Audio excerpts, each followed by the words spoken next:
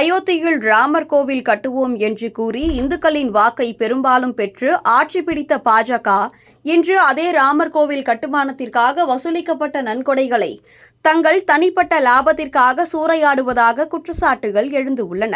அயோத்தி ராமர் கோவில் கட்டுமானத்திற்காக சேகரிக்கப்பட்ட நன்கொடைகளில் பெரும் ஊழல் நடந்துள்ளதாக ஆம் ஆத்மி கட்சியின் ராஜ்யசபா எம்பி சஞ்சய் சிங் நாடாளுமன்றத்தில் தீவிரமாக கொந்தளித்தார். இந்த சம்பவம் பாஜகவின் ஹிந்து ராஷ்டிர என்ற போலி உருவத்தை உடைத்தெறிந்து உள்ளது.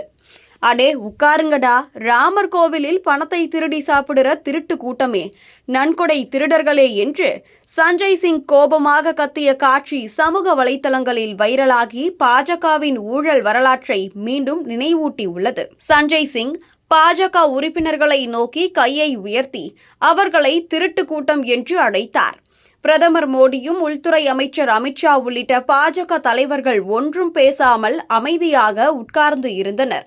இந்த காட்சி லட்சக்கணக்கான இந்து பக்தர்களின் நன்கொடைகளை பாஜக தொடர்புடையவர்கள் திருடியதாக குற்றம் சாட்டும் பல ஆதாரங்களை அடிப்படையாக கொண்டு உள்ளது. 2021ஆம் ஆண்டு முதல் இத்தகைய குற்றச்சாட்டுகள் தொடர்ந்து வருகின்றன. ஆனால் 2025இல் மீண்டும் உரத்து பேசப்பட்டு உள்ளது.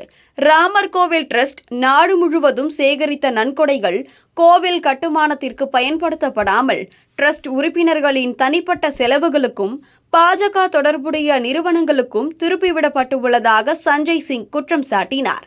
உதாரணமாக 2021இல் டிரஸ்ட் வாங்கிய நிலங்களில் பெரும் முறைகேடு நடந்துள்ளதாகவும், ஒரு நிலம் 2 கோடிக்கு வாங்கப்பட்டு சில நிமிடங்களுக்கு பிறகு 18.5 கோடிக்கு டிரஸ்டுக்கு விற்கப்பட்டது. இது வெறும் தற்செயல் அல்ல, இது திட்டமிட்ட ஊழல் என கூறப்படுகிறது. இந்த நில விவகாரத்தில் டிரஸ்ட் தலைவர் சம்பத் ராய் உள்ளிட்டவர்கள் ஈடுபட்டு உள்ளதாக ஆதாரங்கள் உள்ளன. ஆனால் பாஜக அரசு விசாரணையை தடுத்து வருவதாக கூறப்படுகிறது. இந்த திருட்டு பாஜகவின் அரசியல் உத்தியை பிரதிபலிக்கிறது. 2014இல் வந்து நேர்மை என்று சொல்லி ஆட்சியை பிடித்தவர்கள் இன்று ஊழலின் சிகரத்தில் நிற்கின்றனர். LLC திருட்டு, வாக்ஸ்வேக் ஸ்கேம், இதுவரை ராமர் கோவில் நன்கொடை, இவை அனைத்தும் ஒரே மாதிரியானது. மக்களின் பணத்தை திருடி அதை தங்கள் கட்சி இயக்கத்திற்கும் தொடர்புடைய தொழிலதிபர்களுக்கும் பகிர்ந்து கொள்கிறார்கள். சஞ்சய் சிங் அவர்களின் பேச்சு இந்த நாடாளுமன்றத்தில் ஒரு துணிச்சல். அவர் கத்தியது நன்கொடை திருடர்களா?